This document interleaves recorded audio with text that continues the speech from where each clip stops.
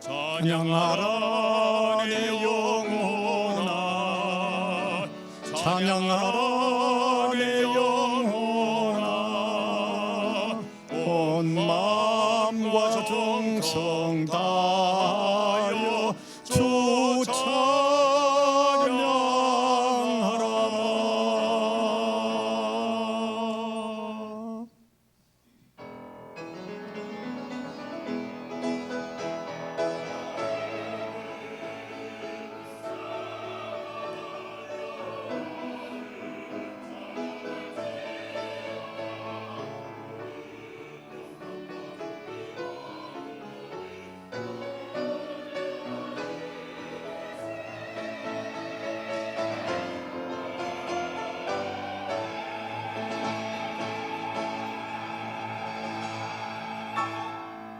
우리 하나님의 무한하신 사랑을 감사드리며 영광을 올려드립니다.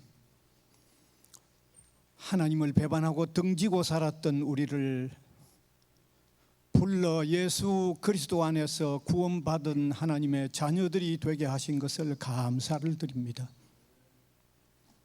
믿음으로 산다고 하면서도 너무 변덕스러웠던 저희들이지만 주님은 한결같이 참아주시고 너그러이 우리를 대우하여 돌이켜 가주시는 것을 감사를 드립니다.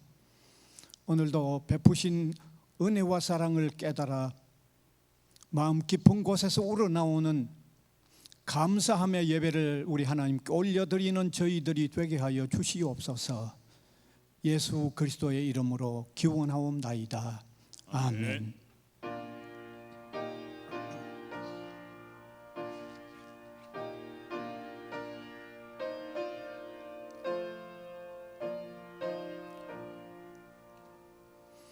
이 천지가 만물들아 복 주시는 주 여호와 전능성부 성자 성령 찬송하고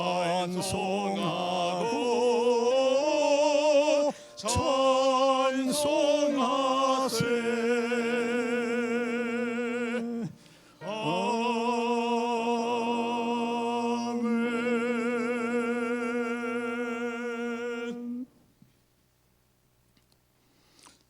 전능하사 천지를 만드신 하나님 아버지를 내가 믿사오며 그 외아들 우리 주 예수 그리스도를 믿사오니 이는 성령으로 잉태하사 동정녀 마리아에게 나시고 본디오 빌라도에게 고난을 받으사 십자가에 못 박혀 죽으시고 장사한 지 사흘 만에 죽은 자 가운데서 다시 살아나시며 하늘에 오르사 전능하신 하나님 우편에 앉아 계시다가 저리로서 산 자와 죽은 자를 심판하러 오시리라.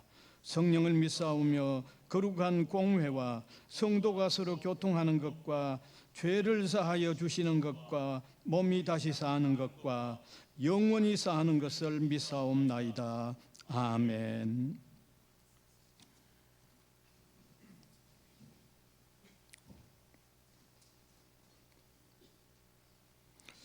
온 땅이여 여호와께 즐거운 찬송을 부를지어다.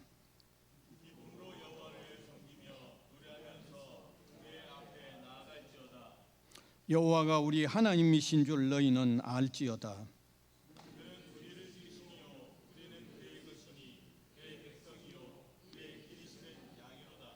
감사함으로 그의 문에 들어가며 찬송함으로 그의 궁정에 들어가서 여호와는 선하시니 그의 인자하심이 영원하고 아멘.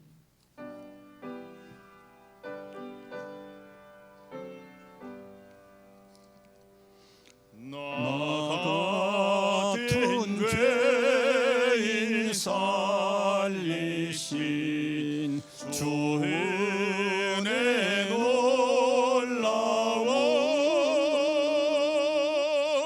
이런 어떤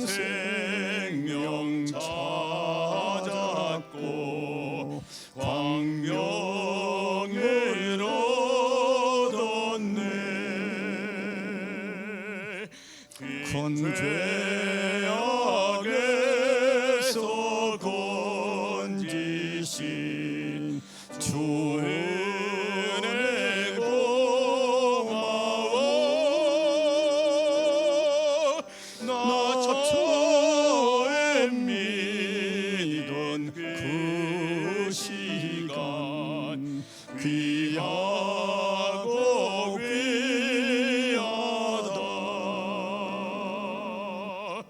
이제껏 내가 산 것도 주님의 은혜라. 또 나를 장차 본향에 인도해 주시리. 거기서 우리 영원히 주님의 은혜로 해처럼 밝게 살면서 주 찬양하리라.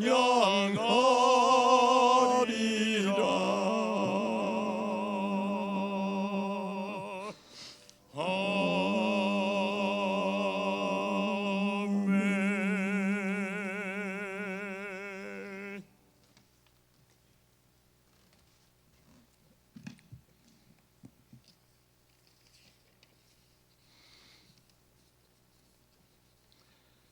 전능하신 하나님 아버지, 거룩하고 성스러운 주일에 성도들이 예배당에 모여 한마음 한뜻으로 찬양과 예배를 드릴 수 있도록 허락하신 하나님 은혜에 감사드립니다.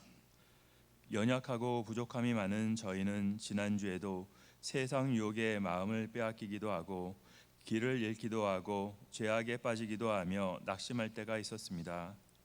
하나님 아버지, 저희의 상한 심령을 붙들어 주시고 회복시켜 주시옵소서. 잃어버렸던 한 드라크마를 찾은 여인의 기쁨처럼 죄인 한 사람이 회개하면 하나님이 사자 앞에 기쁨이 된다는 누가복음의 말씀을 마음에 새기고 하나님 은혜에 더욱 새로워지는 저희가 되겠습니다. 세상에는 여전히 전쟁, 질병, 기근, 자연재해, 분열과 갈등으로 삶을 버거워하는 사람이 있습니다.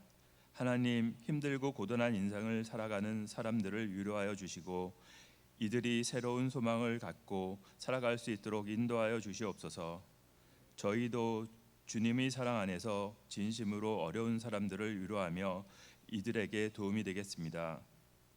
아직 갈 길이 많은 저희지만 더욱 주님을 닮아가는 성도가 되도록 성령으로 저희를 충만케 하시옵소서.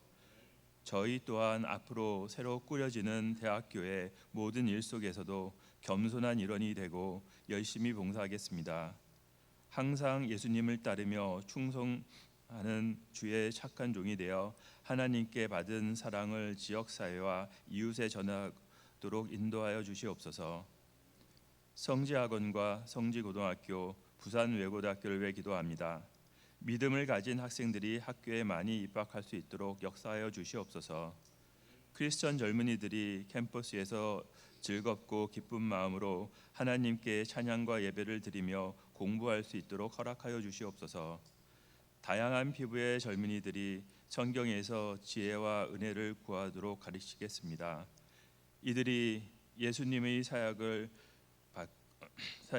받아들이고 믿음의 일꾼이 되어 세계 열방에 복음을 전할 수 있도록 인도하여 주시옵소서. 강단에서 하나님의 말씀을 전하는 이복수 담임 목사님과 예배에 참석하는 성도들에게 성령 충만함을 허락하여 주시옵소서. 대학교의 모든 성도가 말씀을 통해 하나님의 음성을 듣게 하시고 하나님의 가르침을 몸소 실천하는 용기를 주시옵소서. 찬양으로 교회를 섬기는 성가대원과 반주자, 예배를 위해 최선을 다하는 여러 손길을 축복하여 주시옵소서. 모든 영광을 하나님께 올려드리며 우리 주 예수 그리스도의 이름으로 기도합니다. 아멘.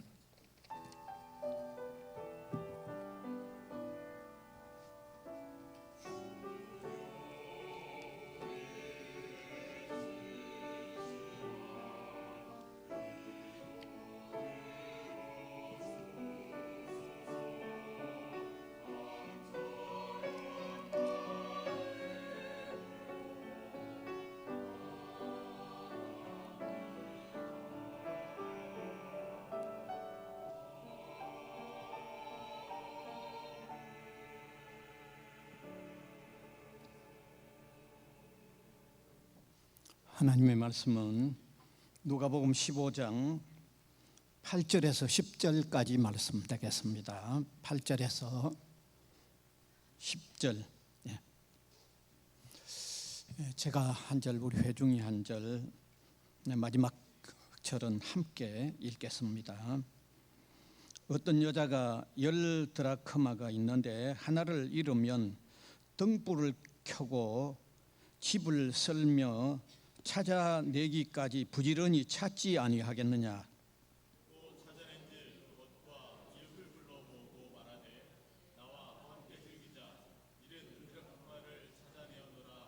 같이 읽읍시다. 내가 너희에게 이르노니 이와 같이 죄인 한 사람이 회개하면 하나님의 사자들 앞에 기쁨이 되느니라.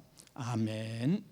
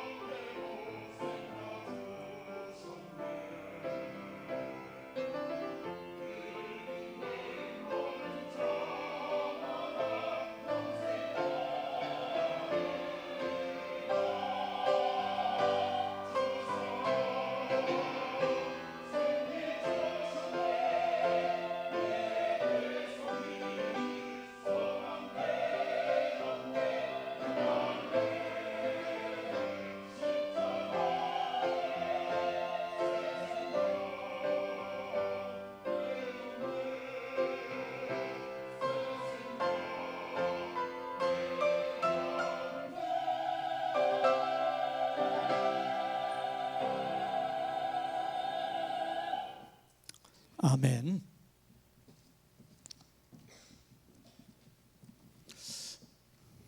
이 시간엔 이런 드라크마를 찾는 교훈이라는 제목으로 말씀을 나누기를 원합니다. 우리가 읽은 이 누가복음 15장 안에는 세 개의 내용이 나옵니다. 그 내용 전체가 다 잃었다가 찾는 세 개의 내용입니다. 제일 첫 번째는 이런 양을 찾는 내용이고, 두 번째는 잃어버린 드라크마 은전을 찾는 내용이고, 세 번째는 잃어버린 아들을 찾는 내용입니다. 그런데 여기 이루어졌다는 세 가지 내용은 뭘 얘기하는가 하면 하나님을 떠나 죄에 빠져버린 인간을 의미하는 거고, 그 다음에 잃었다가 다시 찾았다는 내용은 하나님께서 인간을 구원하시는 활동, 사역을 의미하는 내용입니다. 그런데 그 내용이 한 장 안에 사실 동일한 내용인데 세 가지가 들어있다는 거죠. 세 가지가 들어있습니다. 여러분, 유대인들의 언어 표현에 그 강조하는 표현은 단어를 반복할 때 그게 강조하는 의미가 있습니다. 제가 이따금씩 이 말씀을 드리잖아요. 유대인의 강조 표현은 단어를 반복하는 게 강조 표현입니다. 그런데 오늘 읽은 내용은 단어를 세 번 강조하는 게 아니고 내용을 세 번이나 강조하고 있는 거죠. 내용을. 어떤 내용? 잃었다가 다시 찾는 내용을 세 번이나 강조하고 있는 거죠. 그러면 이것은 우리에게 뭘 얘기해 주는가 하면, 하나님은 잃어버린 영혼 구원에 대한 아주 강렬한 마음을 가지고 계신다는 것을 나타내고 있는 거죠. 아주 어마어마하게 강렬한 마음을 가지고 계신다는 겁니다. 잃어버린 영혼들을 구원하는 일에. 그래서 오늘 저는 이 시간에 하나님께서 잃어버린 영혼을 구원하는 그 강렬한 마음이 이 말씀을 나눔으로 통하여 우리들 마음에 전수되어져서 복음 전도와 선교적인 삶을 살아야 하는 신자인 우리가 더 효과적으로 복음 전도와 선교의 삶을 살았으면 하는 이런 간절한 마음을 가지고 이 말씀을 나눕니다. 자, 그러면 오늘 이 말씀 속에 담겨 있는 의미 속에 한번 들어가 보십시다. 첫 번째 의미는 한 여인이 10 드라크마 가운데 하나를 잃었다가 다시 찾는다는 내용입니다. 조금 전에도 제가 말씀드렸듯이 잃어버린 세 가지, 첫 번째는 한 목자가 양 100마리 중에 한 마리를 잃어버렸다가 그 99마리를 두고 그 한 마리를 찾아 나가서 찾았던 내용이고, 두 번째는 오늘 우리가 지금 이 설교로 다루는 본문인데, 한 여인이 10 드라크마 중에 한 드라크마를 잃어버렸는데 그 한 드라크마를 찾은 내용이고, 그다음에 세 번째는 한 아버지에게 두 아들이 있었는데 그 중에 한 아들을 잃어버렸다가 다시 찾는 내용입니다. 그러면 이 세 가지 찾는 내용이 여기 다 들어있는데, 이건 우리에게 뭘 얘기하는가 하면, 마이클 윌코크라고 하는 학자는 오래전에 이건 성부, 성자, 성령 삼위 하나님께서 인간 구원을 위한 활동을 하시는 것을 나타낸다고 그랬습니다. 세 가지. 그러니까 잃어버렸던 양 찾고, 잃어버린 드라크마 찾고, 잃어버린 그 아들 찾는, 그 성부, 성자, 성령 삼위 하나님께서 인간을 구원하는 의미를, 그 활동을 여기 표현하고 있다고 그렇게 설명을 하고 있습니다. 그런데 우리가 이 내용을 가만히 유의해 보면요, 첫 번째 비유하고 마지막 비유는 남자가 등장하죠. 남자죠. 양을 치던 목자가 남자잖아요.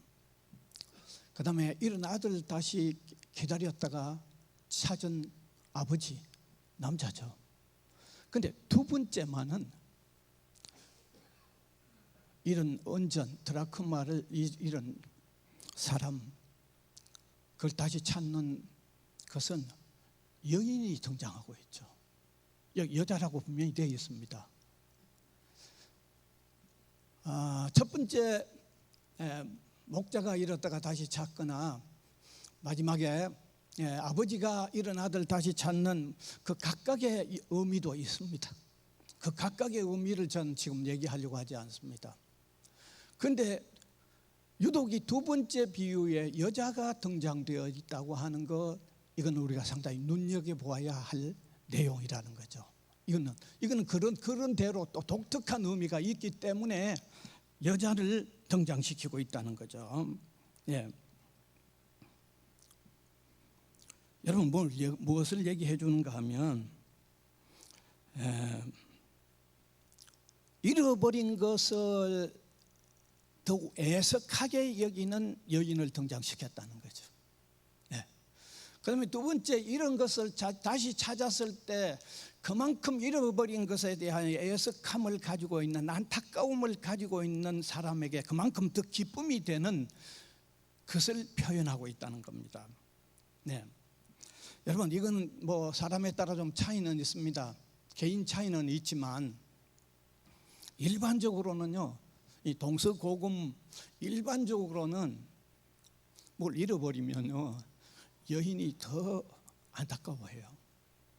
훨씬 더 애석하게 여겨요. 그건 뭐 거의 일반적입니다. 저는 남자입니다. 근데 제가 많이 뭘 잃어버리면 저는 가능하면 빨리 잊어버리려고 해요. 왜냐하면 그 못 찾을 것도 애석하게 여기면 두 가지 손해죠. 잃어서 손해다가 애석하게 여기는 거 두 가지 손해니까 저는 가능하면 빨리 잊어버리려고 그래요. 남자들에겐 조금 그런 경향이 좀 있어요, 사실은. 제가 지난날 다른 어떤 메시지를 전하다가 제가 경험했던 얘기를 이 얘기를 이미 한 적이 있습니다. 제가 아프리카에 지낼 때 가난한 유학생으로서 상당한 금액을 좀 잃어버리고, 아이고, 이거 빨리 잊어버려야지, 그래야 편할 거 아니냐 하는 생각을 한 적이 있어요. 한 번은 제가 카드를 들고 은행에 가서 그 머신에다가 막 조금 돈이 조금 필요해서 좀 찾았죠. 그래서 막 돌아서는데 저 뒤에 있던 흑인이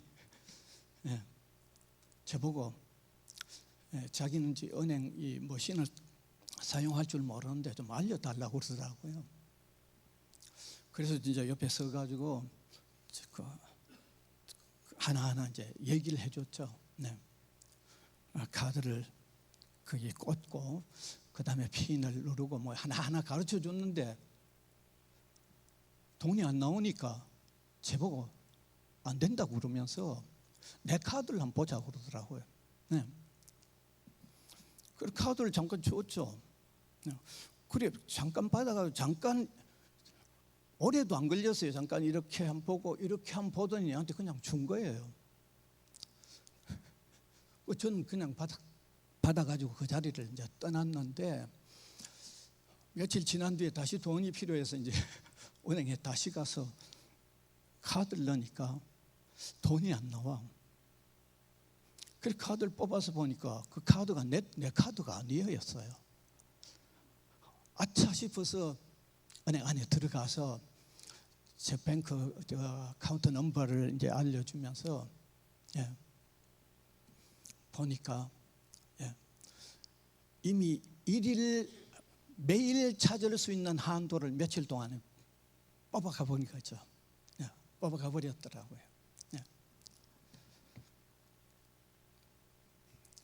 그리고 제가 그 작용하지 않는 카드도 그 사람들이 조회해 보더니 그것 역시 다른 누가 잃어버린 카드라고 그러는 거죠. 그러니까 뭐 상습적으로 그 일을 하는 사람이었어요.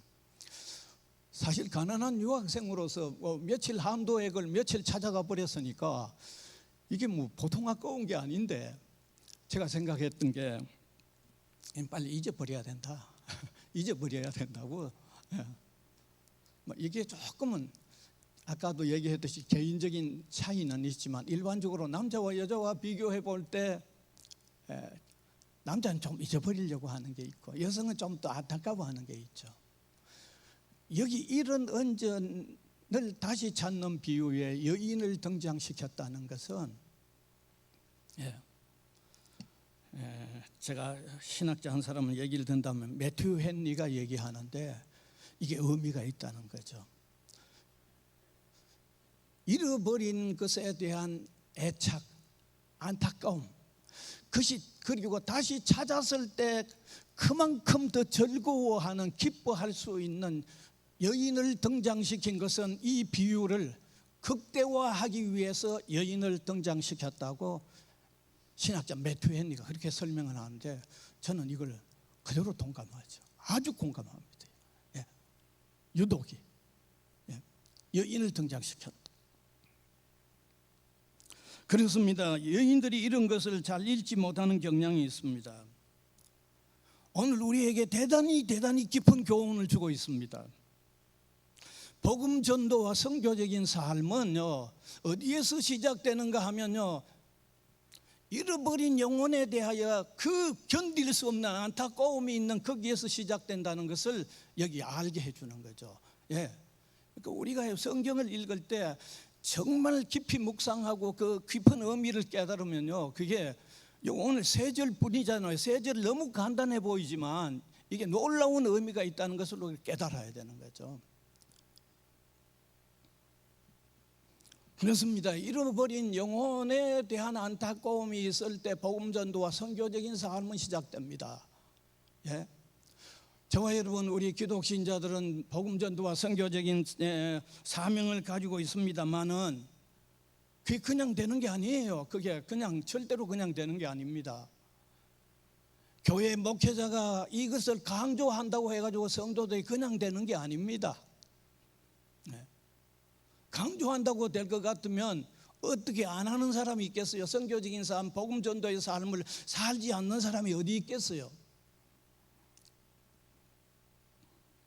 뿐만 아니라 선교 훈련이나 전도 훈련한다고 해가지고 훈련이 복음 전도나 선교적인 삶을 살도록 만드는 게 아니에요. 훈련이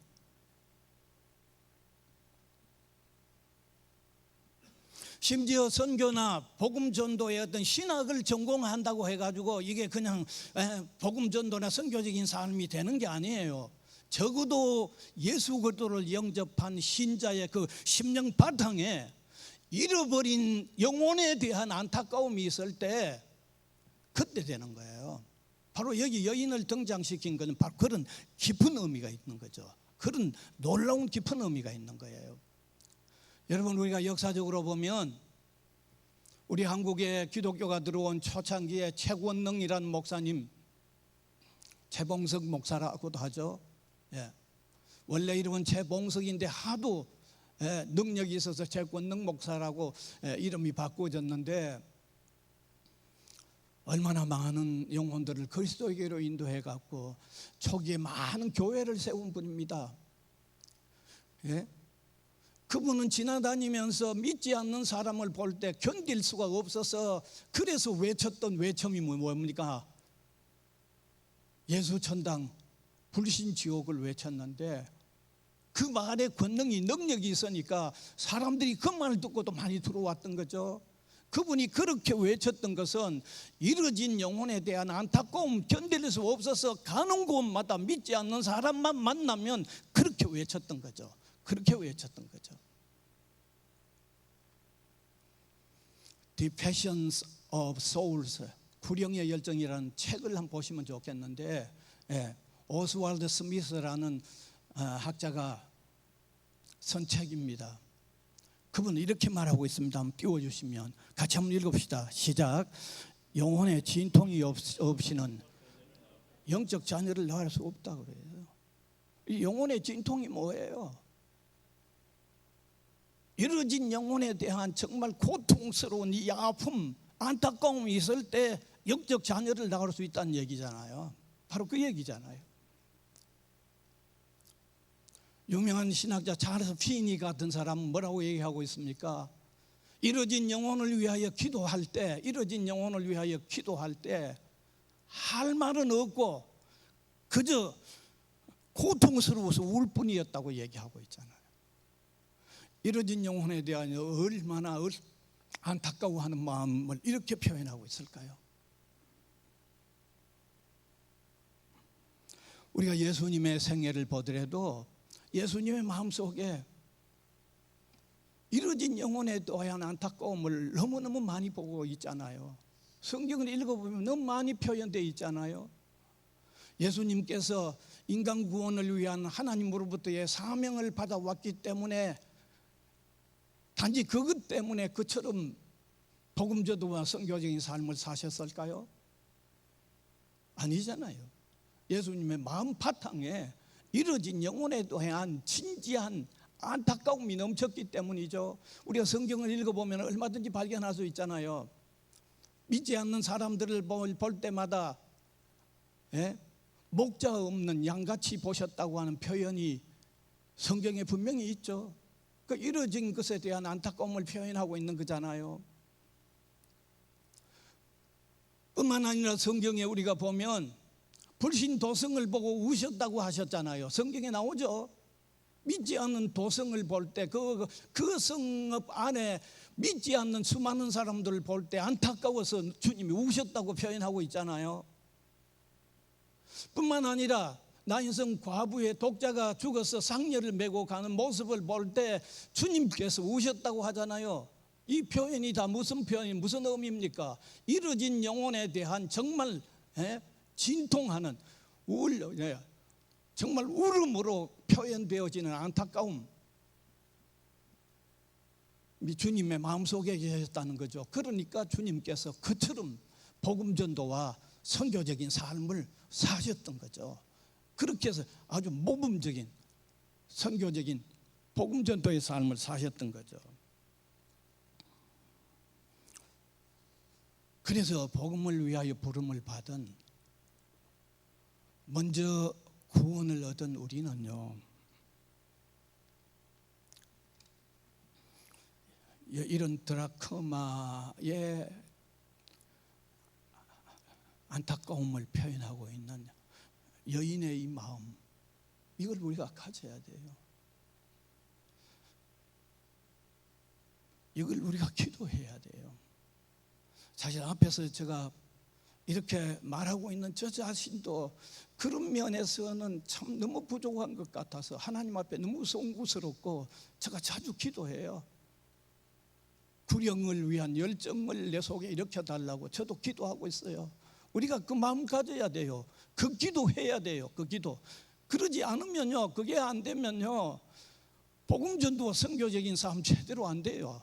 제대로 안 됩니다. 될 리가 없죠. 마음 바탕에 안 돼 있는데 어떻게 되겠어요? 오늘 우리는 살아가면서 많은 잘못을 가지고 있어요. 그리스도가 없으면 일단 안타까워하는 대상으로 보아야 하는데, 어떤 누구가 아주 미모만 갖추면 그걸 안타까워하지 않는 게 우리잖아요. 어떤 누가 육체적으로 건강만 하면, 아주 건강만 하면 그 사람은 안타까워하지 않는 게 오늘 우리 일반적인 모습이잖아요. 우리 크리스천이면서도 우리가 일반적이잖아요. 어떤 누가 엄청나게 부유하기만 하면 그 사람을 불쌍하게 여기지 않는 게 우리 모습이잖아요. 어떤 누가 높은 권세의 자리만 있으면 그가 넌 크리스찬이라도 우리가 불쌍하게 여기지 않는 게 오늘 우리 모습이잖아요.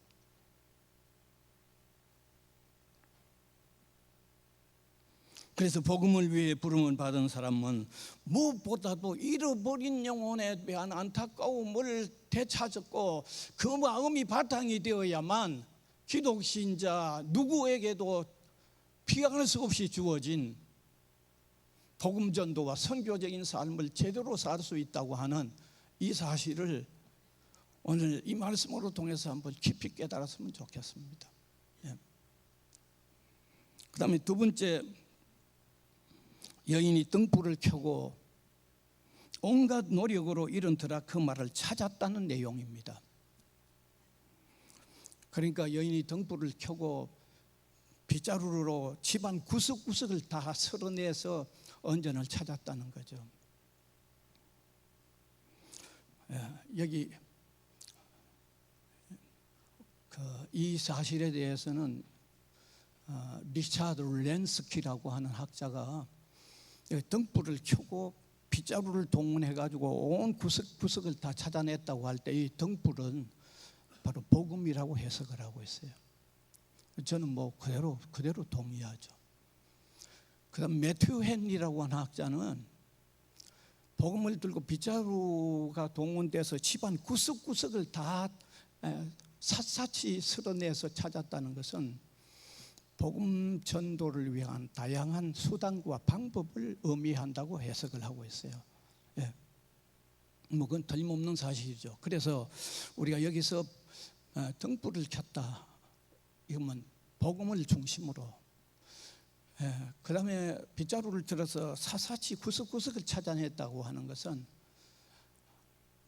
복음 전도의 다양한 방법들을 동원해야 한다는 것을 받아들이면 됩니다. 그렇게 이해하면 아마 정확한 이해라고 할 수 있습니다. 그래서 먼저 등불을 켰다, 복음 중심 뭐 전도가 돼야 된다는 거죠. 복음을 바로 제시해야 된다는 거죠. 여러분, 사실입니다. 우리가 복음 전도의 사명을 가진 우리 신자는요, 복음에 대한 바른 이해가 반드시 돼야 됩니다. 여러분, 복음을 전해야 하는 사람이 복음이 뭔지 몰라가지고는 복음 못 전하죠. 그건 뭐 너무 자명하잖아요. 복음은 예수 그리스도가 복음이에요. 예수 그리스도가 복음이에요. 예수 그리스도 그분의 신분, 삶, 인격, 그분의 대속 사역, 이게 복음이에요. 오늘 뭐 복음을 그냥 너무 뭐 펑퍼짐하게 온갖 거 다 복음처럼 얘기해서 이게 정말 문제예요. 복음은 예수 그리스도예요. 예수 그리스도예요. 예수 그리스도 하나님의 아들, 신분이 하나님의 아들 예수 그리스도께서 이 땅에 오셔서 우리 죄를 대신해서 십자가에 죽으시고 부활하시고 성천하시고 나중에 재림하셔서 영원히 통치하신다는 게 이게 복음이고, 우리가 믿음으로 회개함으로 그를 영접하면 모든 죄에서 사함받고 영원한 생명을 얻게 된다고 하는 게 이게 복음이에요. 이게 복음이에요. 그래서 제가 영국의 유명한 신학자 존 스토트가 복음을 어떻게 정의하고 있는가를 한번 소개할게요. 5가지로 얘기하고 있는데 이런 건 정말 마음속에 많이 새겨두시기 바랍니다. 첫째는 예수 그리스도께서 우리 구원을 위하여 이루어 놓으신 사건 자체, 예수님이 하나님의 아들로서 오셔서 십자가에서 우리를 위하여 대신 죽으시고 부활하셨다고 하는 사건 그 자체가 복음이라는 거죠. 그 자체가. 그 다음에 두 번째는 그 내용이 사도들로 통하여 성경에 기록해 놓았으니까 성경에 그것이 기록되어진 성경의 내용이 또한 복음이라는 거죠. 그러니까 성경에 기록되기 이전에 사건 자체가 있었는데 사건 그 자체도 복음이라는 거죠. 그 다음에 그 사건 자체가 사도들에 의해서 정확무오하게 성경에 기록되어져 있는 그 성경의 내용이 복음이라는 거죠.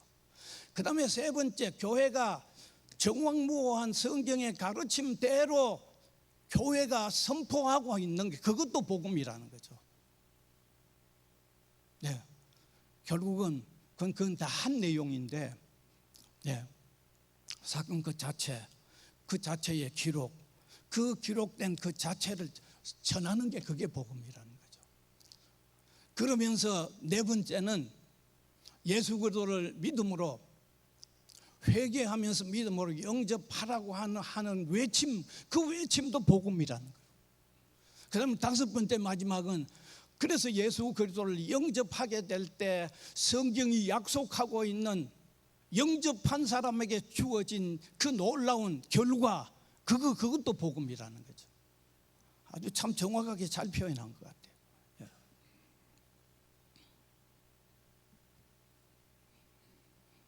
그래서 오늘 이것이 복음이라고 하면 오늘 교회들이 정말 복음 강조에 다시 좀 더 되돌아가야 돼요. 오늘 뭐 불필요하게 너무 이상한 거, 세상에 막 온갖 것 다 그냥 좋은 거 다 그냥 두리뭉술하게 얘기하는데 이게 결국요 교회를 어렵게 만들어요. 복음 아닌 것 가지고 자꾸 복음으로 대신해 버리면 결국 교회가 어떻게 되겠어요? 결국. 예. 심지어 저는 근래 아주 참 감명 깊게 읽었던 책이 하나 있는데, 심리학에 물든 부족한 기독교라고 하는 책을 하나 읽었는데, 요즘 기독교 강단이 너무 심리학을 이용해 가지고 사람 자꾸 심리적으로 아주 뭐 조금 매료하려고 하는 이거를 지금 지적을 한 책이에요. 저는 그 책을 읽었고 상당히 제가 공감을 했어요. 음악도 무슨 이 심리적인 뭐 이런 거 자꾸 이렇게 도입하고요. 예? 무슨 개인적인 감정이 있죠. 아주 극적인 개인적인 감정, 그러니까 사람 심리를 움직이는, 복음 가지고 움직이려고 안 하고 자꾸 심리 가지고 움직이려고 하는 이런 경향을 그 책에서 지적했는데 제가 대단히 공감했어요. 그래서 우리는 뭐 흔히들 목회자들이 이런 말을 하죠. 꽝 잡는 게 매라고 그래요. 막 어떤 무엇을 전하든지 간에 그저 많이 모이면 된다고 얘기하는데 그 말도 일리는 있어요. 우선 많이 모여야 되죠. 그러나 결국은 복음이 전파되어지는 결국으로 이끌어 가야지, 온갖 수단을 내가 모이는 데서만 그쳐버리면요, 그게 어떻게 되겠어요? 결국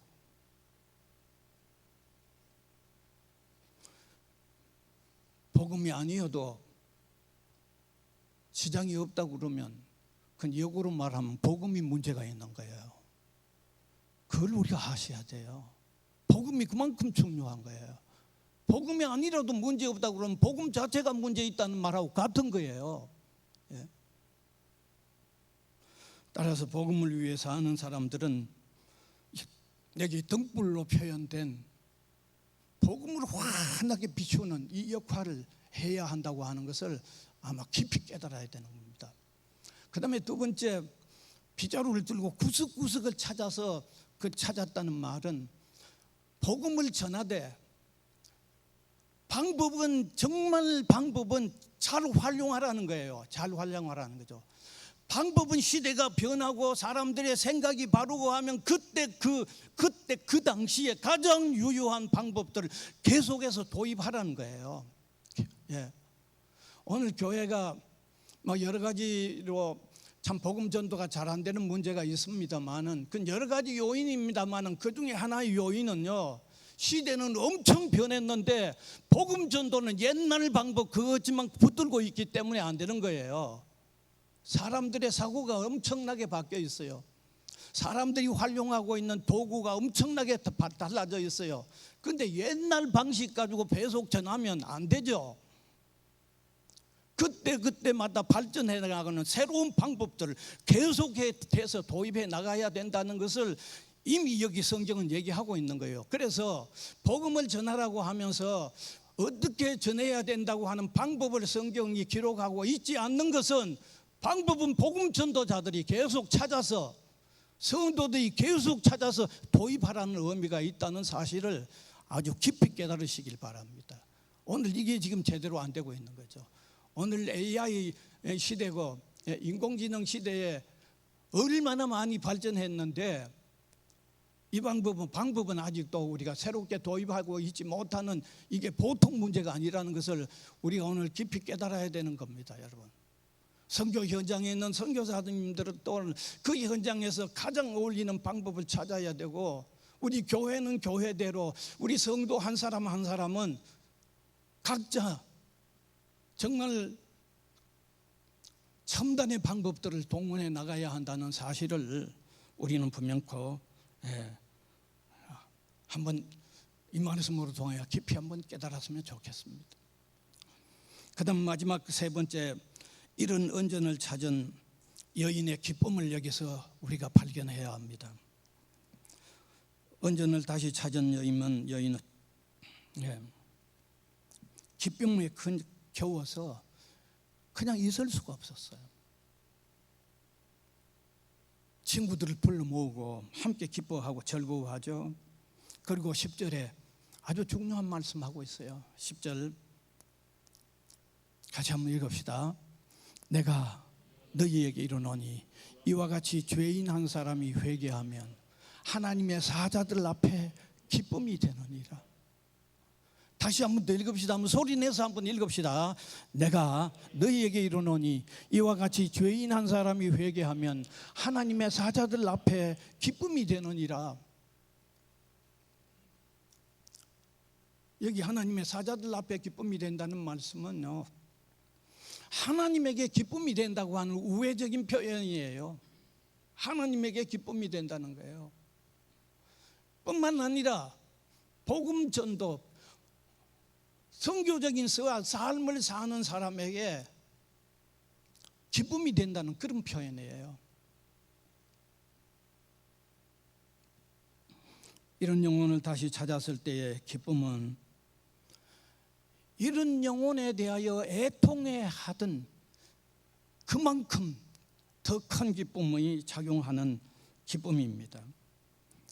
그래서 이런 영혼에 대하여 애통하면 할수록 이런 영혼을 찾을 때 그만큼 더 기뻐할 수밖에 없다는 것입니다. 복음을 맡은 사람들의 기쁨은 본질적으로 이뤄진 영혼이 주님에게로 돌아오는 이것이 큰 기쁨으로 작용을 해야 됩니다. 그런데 오늘 우리에게 이런 기쁨이 부족하잖아요. 이뤄진 영혼 한 사람이 돌아올 때 그걸 우리 성도들은요 엄청나게 기뻐할 수 있어야 된다는 거예요. 만일 우리 성도들이 복음 전도나 선교적인 책임이 있는 우리 성도들이 이런 영혼 한 사람이 돌아오는 걸 기뻐하지 않는다고 하면 어쩌면 세상은 소망이 없죠. 마치 한 의사가, 병자를 치료하는 의사가 한 사람의 환자가 치료되는 것을 기뻐하지 않는다고 그러면 그 의사는 병자들에게 소망이 없는 거죠. 마찬가지잖아요. 그래서 복음을, 선교적인 삶을 하나님은 우리 교회, 우리 성도 한 사람 한 사람에게 지상명령, 최후, 최대의 유언적인 부탁으로 우리에게 부탁을 해놓으셨는데 이 일을 제대로 우리가 감당하려고 하면 이런 영혼에 대한 안타까움을 가져야 되고 복음에 정통해서 그 복음을 중심으로 해서 변해가는 시대에 변해가는 사람에게 가장 적합한 최상의 방법들을 찾아내고요. 그리고 그들 한 사람이 돌아올 때 정말 교회와 성도들에게는 정말 이보다는 더 1차적으로는 자신이 구원받았다는 게 가장 기쁨이 되겠지만 2차적으로는요, 이것이 교회와 성도들에게는 가장 기쁨이 되는 이런 마음들을 우리가 가질 때 복음 전도와 선교적인 삶을 살 수 있다고 하는 이런 주옥같이 놀라운 사실들을 다시 한번 되새기는 저와 여러분이 될 수 있기를 바랍니다. 참으로 중요합니다. 그래서 오늘 우리가 선교 헌금을 작정하는 이런 주일 내에 제가 이런 선교적인 메시지를 우리가 함께 나누면서 그런 마음을 가지고 또 선교 헌금도 작정하고 복음 전도와 선교적인 삶에도 같이 힘쓰는 저와 여러분이 될 수 있기를 간절히 바랍니다. 은혜의 주님 감사드립니다. 오늘 우리 교회가 선교 헌금을 작정하는 이런 시간에 또 소중한 주님의 말씀을 함께 나누었는데 이 놀라운 의미가 우리 가슴판에 새겨져서 이 사명을 위하여 땅 위에 존재하는 우리가 이 사명에 더욱 성실한 신실한 주님의 자녀요 종들로서 사는 저희들이 되게 하여 주시옵소서. 감사를 드리옵고 예수 그리스도의 이름으로 기도하옵나이다. 아멘. 아멘.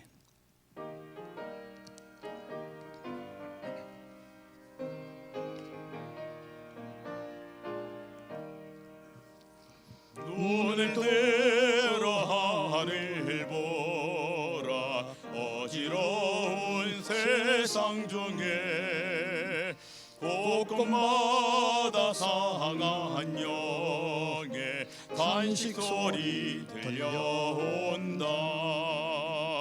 빛을 잃은 많은 사람 길을 잃고 헤매이며 강자처럼 기진하니 믿는 자여 이할고 눈을 들어 하늘 보라. 어두워진 세상 중에 외치는 자만큼 많은 생명수는 말랐어라. 죄를 대속하신 주님 선한 일꾼 찾으시나. 대답하리 어디 있나. 믿는 자여 이할고 눈을 들어 하늘 보라. 살아계신 주 하나님 약한 자를 부르시어 하늘 뜻을 전하셨다. 생명수는 홀로 예수 처음이요 나중이라. 주님 너를 부르신다. 믿는 자여 이할고 눈을 들어 하늘 보라. 다시 사신 그리스도 만 백성을 사랑하사 오래 참고 기다리네. 인내하신 우리 구주 의의 심판하시는 날 곧 가까이 임하는데 믿는 자여 이할고. 주님 감사합니다. 부족하지만 늘 또 일깨워 나가시는 것을 감사합니다. 감당할 능력도 위로 성령으로부터 우리에게 주어지도록 인도하여 주시옵소서. 이 시간도 감사하여 올려드리는 예물, 이 소중한 복음 전파에 아주 가치 있게 서여지도록 인도하시고 이 가치 있는 일에 또 함께 동참하는 성도들의 손길을 하나님이 굳건하게 붙잡으시고 이 어려운 때를 당당하게 사는 은혜로 충만하게 하여 주시옵소서. 사랑하는 주님께서 우리 성도들 영육 간의 강건함 더하여 주시고 주어진 일하면서 하나님 나라 확장하는 일이 되도록 기쁨과 가치와 보람도 찾도록 도와주시기를 원하옵고 바랍니다. 우리 학교 위에도 은총을 도와여 주시기를 원합니다. 특별히 세계 사명원에서 두 팀이 선교 현장에 또 가게 되는데 이미 한 팀은 또 잘 마치고 돌아오게 하신 것을 감사합니다. 다시 한 팀이 또 떠나게 되는데 주님이 동행하여 주시고 영광을 받아 주시기를 바랍니다. 어려움 없이 잘 돌아올 수 있도록 긍휼을 도하여 주시옵소서. 감사를 드리옵고 예수 그리스도의 이름으로 기도하옵나이다. 아멘.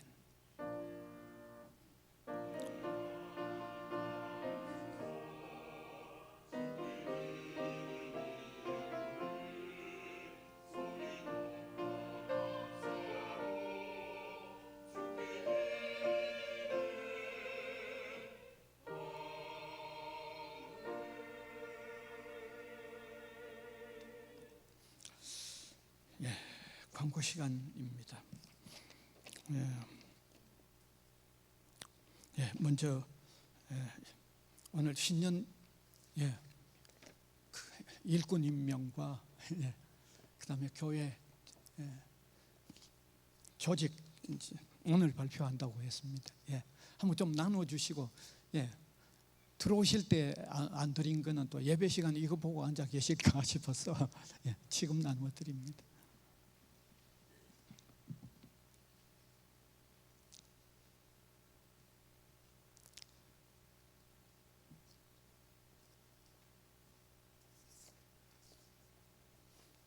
다 받으셨시고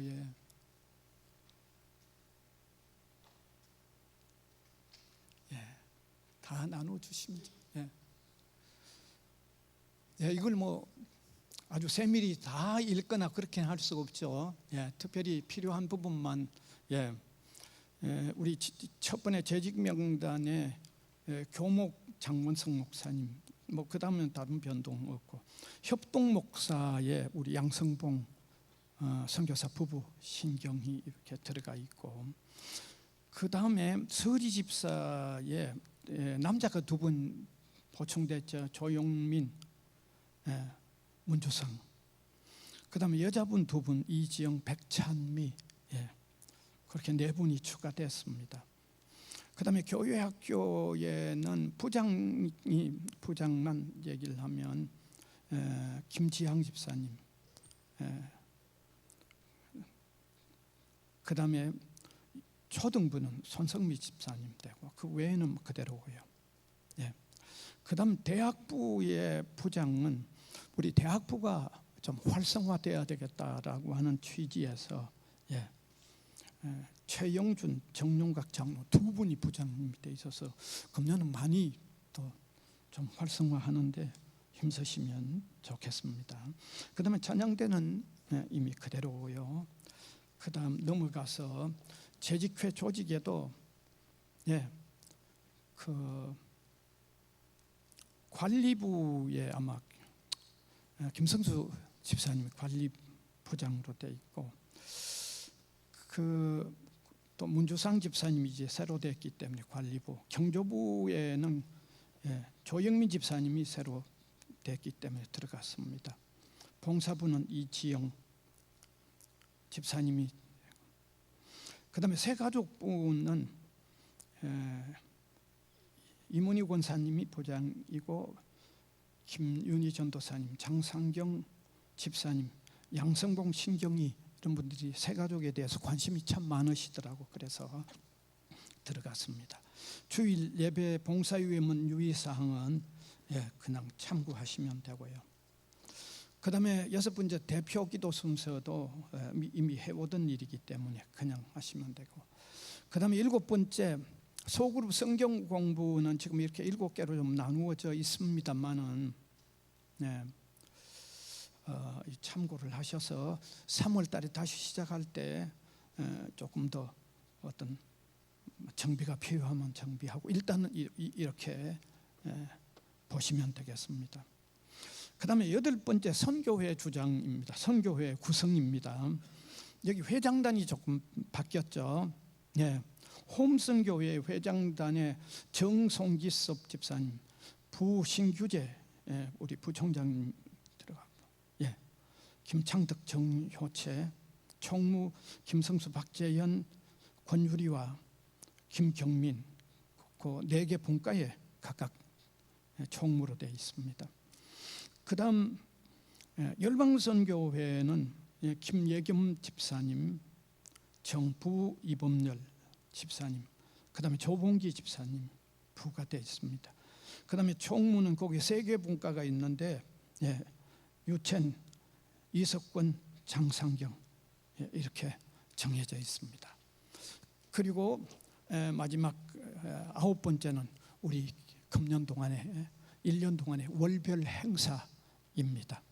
특별히 우리 교회 정기 모임하고 연중 행사가 월별로 적용되어 있는데, 우리 교회의 특별한 활동은 각 선교회가 미리 그달마다 회의로 통하여 할 일을 좀 더 적극적으로 찾아내서 교회 전체의 활동이 되도록 그렇게 진행이 되면 되겠습니다. 그래서 이제 맡으신 분들은 또 귀하게 주님 앞에서 충성하실 수 있기를 바랍니다. 먼저 한번 기도하겠습니다. 하나님, 오늘 또 귀한 일꾼들을 임명하고 새로운 조직들을 발표를 했는데 하나님께서 도우셔서 충성스러운 일꾼들로서 임하도록 인도하여 주셔서 개인이 하나님 앞에 충성스러운 믿음의 삶을 살 뿐만 아니라 그와 같은 충성스러운 일꾼들로 이루어져 있는 우리 교회가 더욱 굳건히 세워져 가고 하나님 나라를 더욱 강력하게 이루어 나가는 하나님이 기뻐하시는 귀한 교회가 되도록 우리를 도우시고 인도하여 주시옵소서. 예수 그리스도의 이름으로 기도하옵나이다. 아멘. 그 다음에 이제 광고 다시 이어지겠습니다. 특별히 오늘은 선교헌금 작정인데 들어오실 때 주보 받으셨죠, 그죠? 그 안에 작정하도록 되어 있습니다.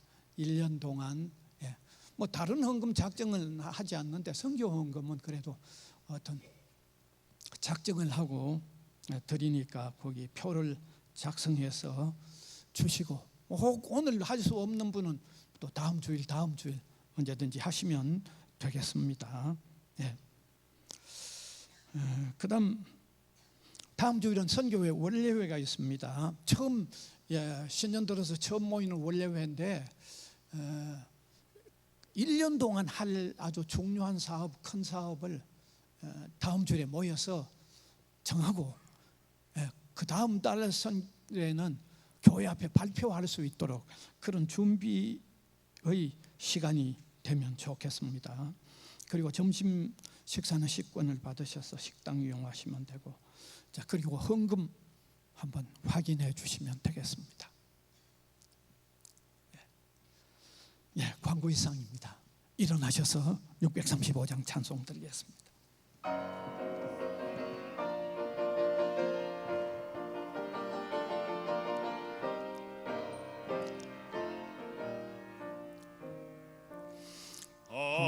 하늘에 계신 아버지 이름 거룩하사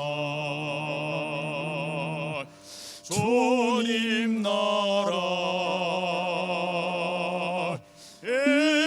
임하시고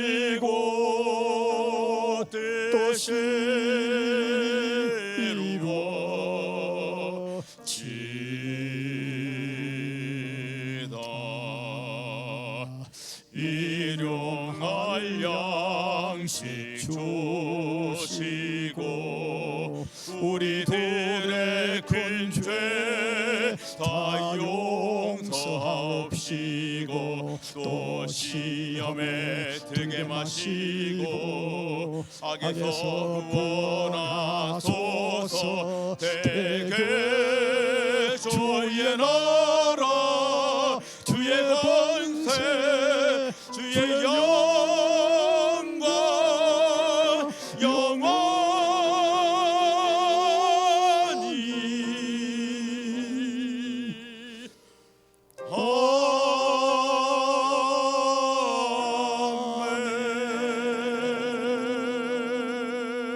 아멘.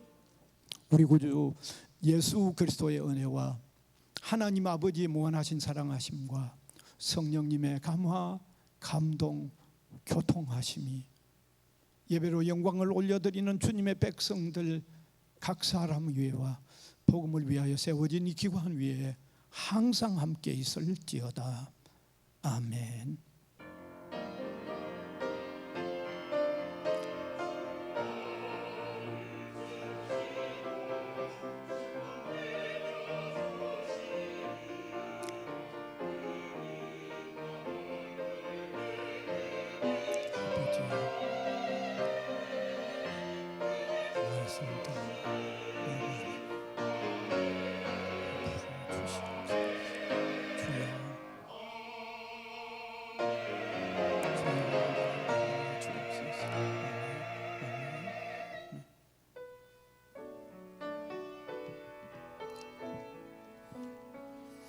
감사하라 내 영혼아 감사하라 내 영혼아